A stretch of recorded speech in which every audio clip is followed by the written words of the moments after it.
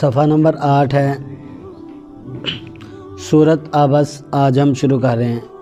اعوذ باللہ من الشیطان الرجیم۔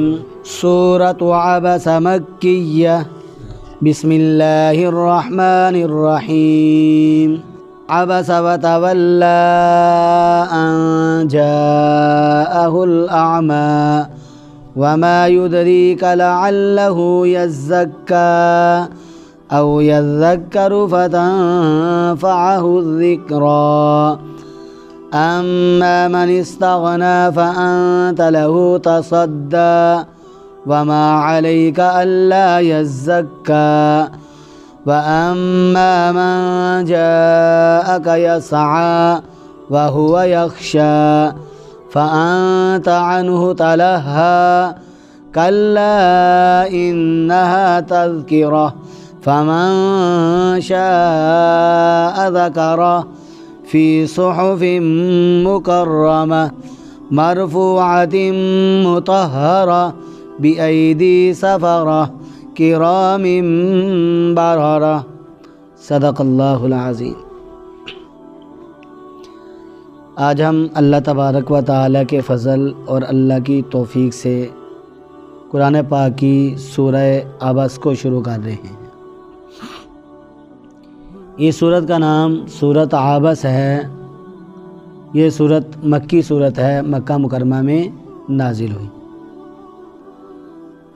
نزول کے اعتبار سے اس سورت کا 24واں نمبر ہے، یعنی 23 صورتیں اس سے پہلے نازل ہو چکی تھی، اور قرآن پاک کی ترتیب کے لحاظ سے اس سورت کا 80 نمبر ہے۔ 79 صورتیں ہم اس سے پہلے پڑھ چکے ہیں۔ سورت کا نام عبس ہے اور اس کا پہلا لفظ ہی عبس ہے۔ حضور نبی اکرم صلی اللہ علیہ وآلہ وسلم مشرکین مکہ کو دین کی دعوت دیتے تھے۔ آپ صلی اللہ علیہ وآلہ وسلم کا یا عام لوگوں کا بھی، ہمارا بھی، جب ہم دین کی دعوت دیتے ہیں اس کو ہم کیا کہتے ہیں؟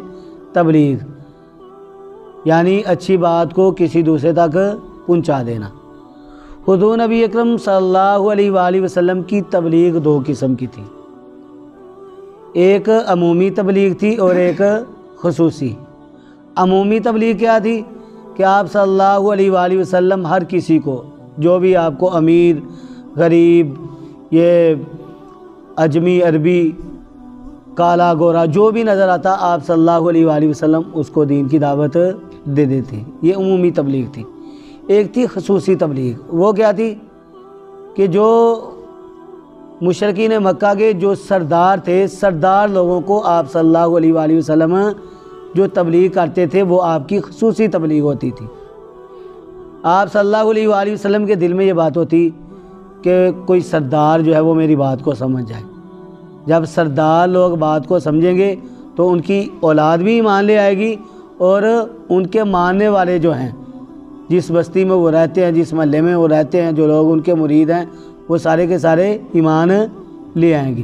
یعنی آپ صلی اللہ علیہ وسلم کے دل میں یہ بات ہوتی تھی کہ کسی سردار کے پاس جاؤں اور اس کو دین کی دعوت دوں اور وہ میری بات کو سمجھ جائے۔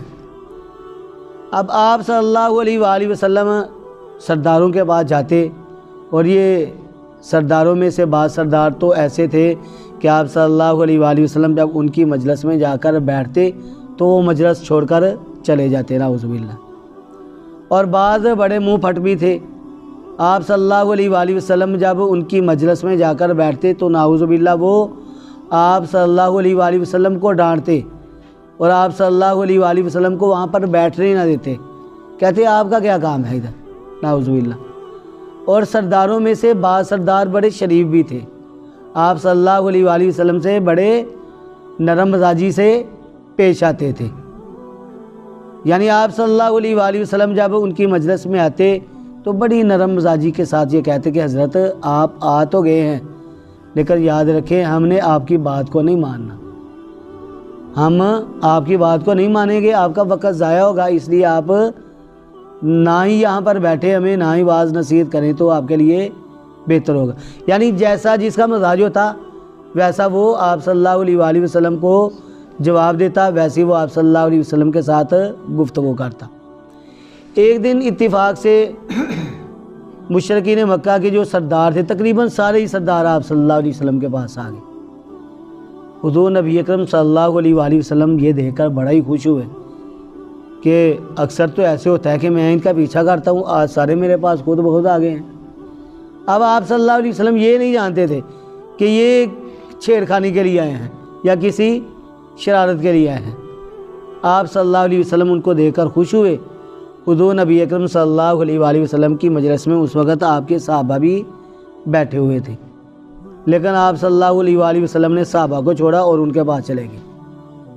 آپ صلی اللہ علیہ وآلہ وسلم نے موقع غنیمت جانا کہ میں ان کو دین کی دعوت دیتا ہوں، توحید کی دعوت دی، رسالت کو پیش کیا، قیامت کے بارے میں سمجھایا، قرآن پاک کی حقانیت کو پیش کیا، یعنی آپ صلی اللہ علیہ وآلہ وسلم ان کو سمجھا رہے ہیں۔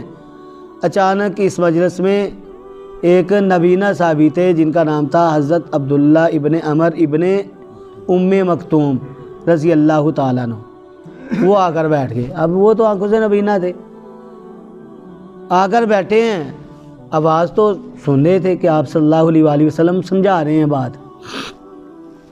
جب تک آپ صلی اللہ علیہ وآلہ وسلم سمجھاتے رہے یہ خاموش رہے۔ ان کو کسی مسئلے کے بارے میں پوچھنا تھا، دینی مسئلہ تھا، اور بڑی تیزی کے ساتھ آئے تھے۔ اب جب تک آپ صلی اللہ علیہ وآلہ وسلم بات کرتے رہے یہ خاموش رہے۔ حضور نبی اکرم صلی اللہ علیہ وآلہ وسلم اچانک خاموش ہوئے تو ان لوگوں نے بھی آگے سے کوئی سوال نہیں کیا۔ اب ان کے دل میں یہ بات آئی، انہوں نے یہ سمجھا کہ آپ صلی اللہ علیہ وآلہ وسلم کی بات ختم ہو گئی ہے۔ جب انہوں نے یہ سمجھا تو انہوں نے مسئلہ پوچھ لیا۔ آپ صلی اللہ علیہ وآلہ وسلم کے پاس آئے اور آپ صلی اللہ علیہ وآلہ وسلم سے دین کا جو مسئلہ یہ چاہتے تھے وہ آپ کے سامنے پیش کیا، حالانکہ آپ صلی اللہ علیہ وآلہ وسلم کی بات ابھی ان کے ساتھ ختم نہیں ہوئی تھی۔ اب دیکھیں ایک آدمی بات کر رہا ہو، میری آپ سے بات ہو رہی ہے، کوئی درمیان میں آ کے بات چیت شروع کر دے تو جو بات کرنے والا ہے اس کو تکلیف ہوگی، اس کو غصہ آئے گا۔ جب عبداللہ ابن ام مکتوم، عبداللہ ابن عمر ابن ام مکتوم رضی اللہ تعالیٰ عنہ، انہوں نے آپ صلی اللہ علیہ وآلہ وسلم سے دین کا مسئلہ پوچھا تو آپ صلی اللہ علیہ وآلہ وسلم نے غصہ کیا۔ آپ صلی اللہ علیہ وآلہ وسلم نے ان کو تو کچھ نہیں کہا، عبداللہ ابن عمر ابن ام مکتوم کو کچھ نہیں کہا، لیکن آپ صلی اللہ علیہ وآلہ وسلم کے چہرے کے جو تاثر تھے وہ بدل گئے۔ آپ صلی اللہ علیہ وآلہ وسلم نے ان کی طرف توجہ ہی نہیں دی۔ آپ صلی اللہ علیہ وآلہ وسلم پھر ان کے ساتھ بات چیت میں مشغول ہو گئے۔ اب یہ صحابی تو نبینہ تھے، ان کو تو پتہ ہی نہیں چلا۔ جب انہوں نے یہ دیکھا کہ آپ صلی اللہ علیہ وآلہ وسلم کی بات چیت ابھی مکمل نہیں ہوئی تھی تو یہ بڑے پشیمان ہوئے، بڑے شرمندہ ہوئے کہ یہ میں کیا کر بیٹھا۔ یہ اس جگہ سے اٹھتے ہیں اور پشیمانی کے ساتھ وہاں سے چلنا شروع ہو جاتے ہیں۔ جب وہ شرمندگی کے ساتھ اٹھتے ہوئے چلتے ہیں تو اللہ تبارک و تعالیٰ قرآن پاک کا یہ حصہ نازل فرما دیتے ہیں۔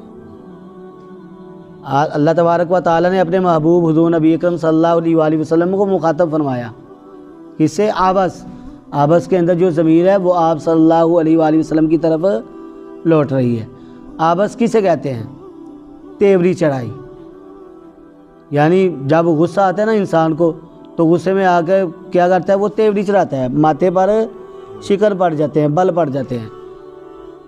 تو آپ صلی اللہ علیہ وآلہ وسلم سے جب اس نبینہ صحابی نے دین کا مسئلہ پوچھا تو آپ صلی اللہ علیہ وآلہ وسلم نے ایک تو ان کی طرف توجہ نہ دی، دوسرا آپ صلی اللہ علیہ وآلہ وسلم نے غصے کا اظہار فرمایا۔ آپ صلی اللہ علیہ وآلہ وسلم کے ماتھے پر شکن پڑ گئے، بل پڑ گئے۔ اللہ نے ارشاد فرمایا آباسا، تیوری چڑھائی، یعنی آپ صلی اللہ علیہ وسلم نے تیوری چڑھائی، وتولا، اور چہرے کو پھیر لیا، یعنی آپ صلی اللہ علیہ وآلہ وسلم نے ان کی طرف توجہ ہی نہیں دی۔ توجہ کن کی طرف ہے؟ ان بدبختوں کی طرف جو چھیڑخانی کے لیے آئے تھے، جو اسلام قبول کرنے کی غرض سے نہیں آئے تھے، شرارتوں کی غرض سے آئے تھے۔ اللہ تبارک و تعالیٰ نے ارشاد فرمایا تیوری چڑھائی اور منہ پھیر دیا. کیوں پھیرا؟ ان اس واسطے ان جاءہل جا کہ آیا ہو آپ صلی اللہ علیہ وسلم کے پاس الاعمیٰ نبینہ آدمی. اعمیٰ کسے کہتے ہیں؟ جس کی آنکھوں کی روشنی نہ ہو. اعمیٰ نبینہ آدمی. اللہ تعالیٰ نے ارشاد فرمایا کہ آپ نے تیوری چڑھائی اور آپ نے منہ پھیر لیا اس وجہ سے کہ آیا آپ کے پاس ایک نبینہ آدمی. اور وہ نبینہ آدمی کون تھے؟ آپ صلی اللہ علیہ وسلم کے صحابی حضرت عبداللہ ابن عمر ابن ام مکتوم رضی اللہ تعالیٰ عنہ. اللہ تعالیٰ نے ارشاد فرمایا وما یدریکا، اور کس نے آپ کو بتلایا ہے، یا یہ بھی کر سکتے ہیں اور آپ کو کیا معلوم، لعلہ یزکا، لعلہ شاید کہ وہ یزکا پاک ہو جائے، شاید کہ وہ صاف ہو جائے. وہ تو اس لیے ہے کہ اس کے دل میں جو دین کی بات ہے وہ اس بات کو سمجھ جائے. وہ آپ سے دین کی بات پوچھنے کے لیے ہے. اگر آپ اس کو بتلا دیتے تو وہ کیا کرتا؟ تزکیہ حاصل کرتا. او یا یذکر، وہ نصیحت حاصل کرے. ہاں، یا تو وہ تزکیہ حاصل کرتا یا نصیحت حاصل کرتا. یعنی اگر آپ اس کا سوال سن کر اس کا جواب دیتے تو وہ اپنے دل کو پاک اور صاف کر لیتا، یا اگر آپ اس کا سوال سن کر اس کا جواب دے دیتے تو وہ نصیحت حاصل کر لیتا. فتنفعہ، پس فائدہ دیتی اس کو الذکریٰ، نصیحت. یعنی وہ خود بھی اس پر عمل پیرا ہوتا اور جو دوسرے مسلمان ہیں ان کو بھی جا کر دین کا یہ مسئلہ بتلاتا کہ میں نے آپ صلی اللہ علیہ وآلہ وسلم سے یہ پوچھا ہے، آپ صلی اللہ علیہ وآلہ وسلم نے مجھے یہ مسئلہ ایسے بتلایا ہے. فتنفعہ الذکریٰ، پس نصیحت فائدہ دیتی اس کو، یعنی وہ خود بھی اس سے فائدہ حاصل کرتے اور دوسرے مسلمان بھی اس کو سن کر اس سے فائدہ حاصل کرتے. لیکن اے میرے محبوب، آپ نے ان کی طرف توجہ ہی نہیں دی. آپ نے توجہ دی تو کس کی طرف؟ اما من، بہرحال وہ شخص استغنا، جس نے بے پرواہی اختیار کی، جس نے اسلام سے بے پرواہی اختیار کی، آپ نے ان کی طرف توجہ دی. وہ تو آپ کے پاس آئے اس لیے تھے کہ آپ کو تنگ کر سکے، تو آپ انہی کی بات سن رہے ہیں، انہی کی طرف توجہ دے رہے ہیں. یہ آپ کے مخلص صحابی آپ کے پاس آئے، آپ نے ان کی طرف توجہ نہ دی، بلکہ آپ فانتا، پس آپ لہو، اس کے تصدہ، پیچھے پڑے ہوئے. پس آپ تو انہی کے پیچھے پڑے ہوئے ہیں، حالانکہ وہ آپ کی بات کو سنتے ہی نہیں ہیں، آپ کی بات کو مانتے ہی نہیں ہیں. اس سے پہلے بھی آپ نے ان کو بہت دین کی دعوت دی ہے، لیکن وہ سننے کے لیے تیار نہیں ہوتے. اگر سنتے ہیں تو ماننے کے لیے تیار نہیں ہوتے. اللہ نے ارشاد فرمایا میرے محبوب وما علیکا، نہیں ہے آپ پر، اللہ یزکا، یہ کہ وہ ضرور تزکیہ پکڑے، ضرور نصیحت حاصل کریں. اے میرے محبوب، آپ کے ذمہ یہ بات نہیں ہم نے لگائی کہ آپ ضرور پر ضرور ان کو راہ راست پر لے آئیں. ہم نے آپ کے ذمہ یہ نہیں لگایا کہ آپ ان کو ایمان والا بنا دیں، بلکہ آپ کے ذمہ کون سی بات آپ نے لگائی ہے کہ آپ ان کو ان تک دین کی بات پہنچا دیں. سورۃ القصص میں ہے، اللہ نے ارشاد فرمایا انک لا تہدی من احببت ولکن اللہ یہدی من یشاء. اے میرے محبوب، بے شک آپ نہیں ہدایت دے سکتے اس کو جس کو آپ چاہیں، لیکن ہدایت کون دیتا ہے؟ ولکن اللہ یہدی من یشاء، اللہ تعالیٰ ہدایت دیتا ہے جسے چاہتا ہے. اگر پیغمبروں کے اختیار میں ہدایت دینا ہوتا تو حضرت آدم علیہ السلام اپنے بیٹے قابیل کو کبھی نافرمان نہ ہونے دیتے. حضرت نوح علیہ السلام اپنے بیٹے کنعان کو نافرمان نہ ہونے دیتے. حضرت نوح علیہ السلام اپنی بیوی کو ہدایت والا بنا دیتے. حضرت لوط علیہ السلام اپنی بیوی کو ہدایت والا بنا دیتے. حضرت ابراہیم خلیل اللہ علیہ السلام اپنے باپ آزر کو بت پرست نہ ہونے دیتے، اس کو ہدایت والا بنا لیتے. یہاں تک کہ حضور نبی اکرم صلی اللہ علیہ وآلہ وسلم دنیاوی لحاظ سے اپنے مہربان چچا عبد مناف یعنی ابو طالب کو گمراہ نہ ہونے دیتے، ہدایت پر لے آتے. حضور نبی اکرم صلی اللہ علیہ وآلہ وسلم ایک روایت کے مطابق اپنے چچا ابو طالب کے پاس 8 سال کی عمر میں گئے، ایک روایت کے مطابق 12 سال کی عمر میں، اور 50 سال کی عمر تک ابو طالب کے پاس رہے، اور ابو طالب نے حضور نبی اکرم صلی اللہ علیہ وآلہ وسلم کی بڑی خدمت کی، یہاں تک کہ بہت سارے سرداروں کو ناراض کر لیا۔ آپ صلی اللہ علیہ وآلہ وسلم کو ہمیشہ خوش رکھتے تھے، لیکن ایک بات آپ صلی اللہ علیہ وآلہ وسلم کی نہیں مانی۔ وہ کون سی تھی؟ کہ آپ کلمہ پڑھ لیں۔ لیکن اس نے اس بات کا اقرار کیا ہوا تھا، کہتا ہے میرے بھتیجے آپ کا جو دین ہے وہ سارے ادیان سے بہتر ہے، سب سے بڑھ کر ہے، لیکن ایک بات ہے کہ میں اپنا درا نہیں چھوڑوں گا۔ اگر آپ صلی اللہ علیہ وآلہ وسلم کے اختیار میں یہ بات ہوتی تو اپنے چچا کو اپنے اختیار سے کلمہ پڑھا لیتے، ان کو ہدایت دے دیتے، گمراہ نہ ہونے دیتے۔ اللہ تبارک و تعالیٰ نے یہی بات ارشاد فرمائی ہے کہ وما علیک الا یزکا، نہیں ہے آپ پر اللہ یزکا کہ وہ ضرور بر ضرور تزکیہ کرے، یہ آپ کے ذمے نہیں ہے۔ آپ کے ذمے کیا ہے؟ یا ایھا الرسول بلغ ما انزل الیک من ربک، اے میرے رسول بلغ آپ پہنچا دیں اس چیز کو جو آپ کے رب کی طرف سے آپ پر نازل ہوئی ہے۔ اللہ تبارک و تعالیٰ نے ارشاد فرمایا وَأَمَّا مَنْ، اور بہرحال من وہ شخص جاء جو آیا کا آپ صلی اللہ علیہ وسلم کے پاس، یا سعی دوڑتا ہوا، بڑی تیزی کے ساتھ چلتا ہوا ہے۔ ہوتا ہے نا جو آدمی دین کا علم رکھتا ہے اور خلوص کے ساتھ دین پر چلتا ہے، اگر اس کو کوئی مسئلہ پیش آتا ہے تو وہ مولوی کے ساتھ بڑی تیزی کے ساتھ جاتا ہے کہ مولوی صاحب نظر آ رہے ہیں، میں ان کے پاس جاتا ہوں، جا کر یہ مسئلہ پوچھتا ہوں۔ اب وہ تو خلوص سے دین پر چل رہے تھے۔ اللہ نے ارشاد فرمایا وَأَمَّا مَنْ جَاءَكَ يَسْعَىٰ، بہرحال وہ شخص جو آیا آپ صلی اللہ علیہ وسلم کے پاس یسعیٰ دوڑتا ہوا، بڑی تیزی سے آیا۔ صحیح کرنا یسعیٰ صحیح کرنے سے ہے، اور صحیح کیسے کی جاتی ہے؟ بڑی تیزی کے ساتھ کی جاتی ہے۔ تو فرمایا جو شخص آپ کے پاس دوڑتا ہوا آیا وَهُوَ يَخْشَىٰ، اس حال میں کہ وہ ڈرتا ہے، یعنی اس کے دل میں اللہ کا خوف بھی ہے کہ اگر میں اس مسئلے کو جان نہ پایا، اگر میں صحیح طور پر دین پر نہ چل سکا تو اللہ کا ڈر ہے، اللہ تبارک و تعالیٰ مجھے معاف نہیں کریں گے۔ تو وہ دوڑتا ہوا آتا ہے، دین کی طلب لے کر آتا ہے، اس حال میں آتا ہے کہ اس کے دل میں اللہ کا خوف بھی ہے۔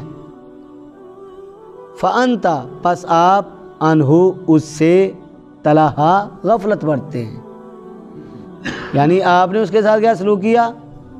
آپ اس سے غافل ہوئے، آپ نے اس کی طرف توجہ ہی نہیں دی، اور ان کی طرف توجہ دی جو دین کو مانتے ہی نہیں ہیں۔ جب قرآن پاک کی یہ آیات نازل ہوئیں تو اس وقت ان آیات کے نزول کے وقت چند صحابہ کرام رضوان اللہ تعالیٰ عنہم اجمعین آپ صلی اللہ علیہ وسلم کے پاس بیٹھے ہوئے تھے۔ آپ صلی اللہ علیہ وآلہ وسلم نے ان کو حکم دیا کہ جاؤ اس نبینہ آدمی کو تلاش کر کے آؤ۔ وہ صحابہ جو ہیں حضرت عبداللہ ابن عمر ابن مکتوم رضی اللہ تعالیٰ عنہ کو ڈھونڈتے ان کے پاس آتے ہیں، کہتے ہیں آپ صلی اللہ علیہ وسلم کو تو آپ صلی اللہ علیہ وسلم آپ کو بلا رہے ہیں۔ اب ان کے دل میں کیا بات ہے، وہ آج میری خیر نہیں ہے، میں نے جو سوال کر دیا تھا نا ان کے سامنے تو آپ صلی اللہ علیہ وسلم نے مجھے کچھ نہیں کہا تھا، اب مجھے بلایا ہے، اب مجھے ڈانٹ پڑے گی۔ وہ بڑے فکر مند ہوئے، کانپتے ہوئے حضور نبی اکرم صلی اللہ علیہ وسلم کی بارگاہ میں حاضر ہوئے۔ جب بیٹھنے لگے تو حضور نبی اکرم صلی اللہ علیہ وآلہ وسلم کے پاس ایک چادر ہوتی تھی، آپ صلی اللہ علیہ وآلہ وسلم نے اپنی مبارک چادر ان کے نیچے بچھائی، کہا اے عبداللہ آپ اس چادر کے اوپر بیٹھیں گے۔ اے اللہ کے محبوب میری اتنی اوقات کہاں کہ میں آپ کی چادر پر بیٹھوں؟ حضور نبی اکرم صلی اللہ علیہ وآلہ وسلم نے حکم دیا اور حضرت عبداللہ ابن عمر ابن مکتوم رضی اللہ تعالیٰ عنہ آپ کی مبارک چادر پر آپ کے حکم سے بیٹھ گئے۔ آپ صلی اللہ علیہ وآلہ وسلم نے ارشاد فرمایا کہ اے عبداللہ آپ کو تکلیف پہنچانا میرا مقصد نہیں تھا، میرے دل میں یہ بات تھی کہ مجھے موقع ملا ہے، یہ پہلے تو مجھے اکیلے اکیلے نظر آتے ہیں، آج سارے اکٹھے ہی آ گئے ہیں، تو میں ان کو دین کی دعوت دیتا ہوں کہ یہ میری اس دعوت کو قبول کر لیں۔ آپ کے دل کو ٹھیس پہنچانا یہ میرا مقصد نہیں تھا۔ تو حضور نبی اکرم صلی اللہ علیہ وآلہ وسلم نے ارشاد فرمایا کہ اللہ تعالیٰ نے مجھ پر یہ آیات نازل فرمائی ہیں اور اللہ تبارک و تعالیٰ نے تیری وجہ سے مجھے ڈانٹا ہے۔ اس کے بعد حضور نبی اکرم صلی اللہ علیہ وآلہ وسلم حضرت عبداللہ ابن عمر ابن ام مکتوم کی بڑا ہی خیال فرماتے تھے، بڑا ہی خیال، یہاں تک کہ روایات میں آتا ہے کہ آپ صلی اللہ علیہ وآلہ وسلم نے اپنی عدم موجودگی میں 2 مرتبہ حضرت عبداللہ رضی اللہ تعالیٰ عنہ کو مدینہ طیبہ کا والی مقرر کیا اپنے بعد، اپنی عدم موجودگی میں۔ تو اللہ تبارک و تعالیٰ نے حضرت عبداللہ ابن عمر ابن ام مکتوم رضی اللہ تعالیٰ عنہ کو دین کے ساتھ بڑا ہی لگاؤ عطا کیا تھا۔ جنگ قادسیہ کا موقع ہے جو کہ حضرت عمر رضی اللہ تعالیٰ عنہ کے زمانہ میں ہوئی تھی، تو یہ بھی کہتے ہیں جی میں بھی جہاد میں جاؤں گا، بڑی مشہور جنگ تھی جنگ قادسیہ۔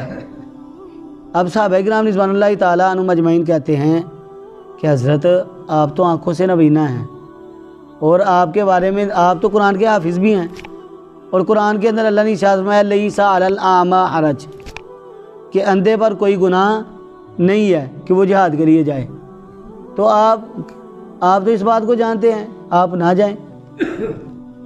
تو انہوں نے کہا کہ اس بات کو تو میں جانتا ہوں کہ اندھے کو اللہ تعالیٰ نے چھوٹ دی ہے کہ اگر میں نہیں جاتا تو مجھ پر کوئی گناہ نہیں ہے، اور میں اس بات کو بھی جانتا ہوں کہ اگر میں چلا جاؤں گا پھر بھی کوئی گناہ نہیں ہے، تو اس لیے میں جانا چاہتا ہوں۔ وہ کہتے ہیں آپ جا کر کیا کریں گے؟ کہتے ہیں میں آپ لوگوں کے ساتھ جاؤں گا، آپ کو قرآن پڑھاؤں گا، وہاں پر اذانیں دوں گا، وہاں پر آپ لوگوں کو نمازیں پڑھاؤں گا۔ تو وہ ساتھ لے جانے کے لیے تیار ہو گئے۔ اب ایک دن ناشتے کے بعد جنگ کی تیاری میں مشغول تھے، تو یہ کہتے ہیں مجھے یہ بتلاؤ کہ یہ جن کے ساتھ ہم جنگ لڑنے کے لیے آئے ہیں وہ ہم سے کتنی دور ہیں؟ بتلایا کہ وہ 1 فرلانگ پہ ہیں، 2 فرلانگ پہ ہیں مثال کے طور پر۔ کہتے ہیں اچھا ہمارے اور ان کے درمیان جو زمین ہے وہ زمین ہموار ہے کہ اونچی نیچی ہے؟ انہوں نے بتلایا کہ ہموار ہے۔ کہتے ہیں جی مجھے جو علم ہے، امیر کے ہاتھ میں علم ہوتا تھا، مجھے وہ علم پکڑائیں، جھنڈا پکڑائیں۔ وہ کہتے ہیں آپ جھنڈے کو پکڑ کیا کریں گے؟ انہوں نے کہا کہ کیا جھنڈے کو لگانا گناہ ہے؟ آپ مجھے پکڑائے تو صحیح۔ انہوں نے جھنڈا پکڑایا اور انہوں نے جھنڈا پکڑ کے دشمن کی طرف بھاگنا شروع کر دیا۔ وہ ناشتہ کر رہے تھے۔ اب انہوں نے یہ سمجھ کر کہ یہ تو ہمارے بزرگ صحابی ہیں، حافظ قرآن بھی ہیں، آنکھوں سے نبینہ بھی ہیں، یہ ان تک پہنچ گئے تو یہ تو ان کو شہید کر دیں گے، وہ لوگ ان کو شہید کر دیں گے۔ انہوں نے ان کے پیچھے بھاگنا شروع کر دیا کہ ہم اس کو پکڑیں۔ اب دشمن نے یہ سمجھا کہ یہ مسلمانوں نے ہمارے اوپر حملہ کر دیا، وہ سب کچھ چھوڑ کر بھاگ گئے، اسلحہ چھوڑ کر بھاگ گئے، اپنا سارا سامان چھوڑ کر بھاگ گئے۔ اب صحابہ کرام رضوان اللہ تعالیٰ عنہم اجمعین نے حضرت عبداللہ رضی اللہ تعالیٰ عنہ سے پوچھا یہ آپ نے کیا کیا؟ انہوں نے فرمایا میرے ذہن میں یہی بات تھی کہ وہ ناشتہ کر رہے ہیں، میں ان کی طرف بھاگوں گا، آپ میرے پیچھے آئیں گے تو وہ یہ سمجھیں گے کہ مسلمانوں نے ہمارے اوپر حملہ کر دیا ہے، تو وہ ڈر کر بھاگ جائیں گے۔ تو ایسے ہی ہوا ہے۔ تو یہ اللہ تبارک و تعالیٰ نے ان کو بڑی ذہانت عطا کی ہوئی تھی۔ اللہ تبارک و تعالیٰ نے اس صحابی کے بارے میں قرآن پاک کا یہ حصہ نازل فرمایا۔ اللہ نے ارشاد فرمایا کلا، خبردار، انہا تذکرہ، بے شک یہ آیات تذکرہ نصیحت ہے۔ یہ جو قرآن پاک کی آیات ہم پڑھے ہیں، اللہ نے ارشاد فرمایا خبردار، بے شک یہ قرآن پاک کی آیات کیا ہیں؟ نصیحت ہیں۔ فمن شاء، پس جو شخص چاہے، ذکرہ، اس نصیحت کو قبول کر لے۔ اب کسی پر کوئی جبر نہیں ہے۔ اللہ تبارک و تعالیٰ جسے چاہتے ہیں ہدایت دیتے ہیں، اور ہدایت کس کو ملتی ہے؟ جو ہدایت کو چاہتا ہے، جو ہدایت کو قبول کرتا ہے۔ یہی بات اللہ نے ارشاد فرمائی فمن شاء فلیؤمن ومن شاء فلیکفر، پس جو شخص چاہے وہ ایمان لے آئے اپنی مرضی سے، اور جو شخص چاہے کفر کو اختیار کر لے اپنی مرضی سے۔ اللہ نے ارشاد فرمایا فی صحف مکرمہ، فی صحف، صحف مکرمہ، مکرمہ صحف کسے کہتے ہیں؟ یہ صحیفہ کی جمع ہے، اور صحیفہ کسے کہتے ہیں؟ کاپی کو۔ اللہ نے ارشاد فرمایا عزت والی کاپی میں، عزت والے صحیفوں میں۔ یہ بات جو لکھی ہوئی ہے کلا انہا تذکرہ، بے شک یہ نصیحت کی باتیں ہیں، یہ کیا ہے؟ کہاں لکھی ہوئی ہیں؟ عزت والی کاپیوں میں، عزت والے صحیفوں میں۔ اب صحف صحیفہ کی جمع ہے، صحیفہ کاپی کو کہتے ہیں، اور لوح محفوظ میں قرآن پاک کی جو صورتیں ہیں ان کی الگ الگ کاپیاں ہیں۔ اللہ تبارک و تعالیٰ نے ارشاد فرمایا فی صحف مکرمہ، عزت والے صحیفوں میں، مرفوعات جو بلند ہیں، یعنی ان کا مقام بڑا بلند ہے، مطہرہ پاکیزہ ہیں۔ وہ صحیفے جن میں قرآن لکھا ہوا ہے وہ بڑے پاکیزہ ہیں۔ اللہ نے ارشاد فرمایا بِأَیْدِی سَفَرَہ، سفرہ سافر ان کی جمع ہے، اور سافر کسے کہتے ہیں؟ لکھنے والے کو۔ اللہ نے ارشاد فرمایا لکھنے والوں کے ہاتھوں میں۔ اب لکھنے والے وہ کیسے ہیں؟ اللہ تبارک و تعالیٰ نے ان کا مقام بھی بیان فرمایا، کرامن، کرام کریم کی جمع ہے، اور کریم کسے کہتے ہیں؟ بزرگ آدمی کو، نیک صالح آدمی کو۔ کرام بزرگ، بارارہ، بار ان کی جمع ہے، اور بار کسے کہتے ہیں؟ نیک آدمی کو، صالح آدمی کو۔ اللہ فرماتے ہیں کہ وہ لکھنے والے کیسے ہیں؟ وہ بزرگ ہیں، بارارہ، نیک اور صالح ہیں۔ تو اللہ تبارک و تعالیٰ نے جو یہ آیات ہم نے پڑھی ہیں ان میں حضور نبی اکرم صلی اللہ علیہ وآلہ وسلم کو مخاطب فرمایا، اور اللہ تبارک و تعالیٰ نے آپ صلی اللہ علیہ وآلہ وسلم کے ایک صحابی حضرت عبداللہ ابن عمر ابن ام مکتوم رضی اللہ تعالیٰ عنہ کے واقعے کو بیان فرمایا ہے، اور اللہ تبارک و تعالیٰ نے ارشاد فرمایا ہے کہ یہ جو باتیں بیان کی ہیں یہ قرآن کی باتیں ہیں، یہ اللہ تبارک و تعالیٰ نے بطور نصیحت کے بیان کی ہیں۔ اللہ تبارک و تعالیٰ سے دعا ہے اللہ تبارک و تعالیٰ ہمیں ان باتوں کو سمجھنے والا بنائیں، اللہ تبارک و تعالیٰ سمجھ کر ان پر عمل پیرا ہونے والا بنائیں۔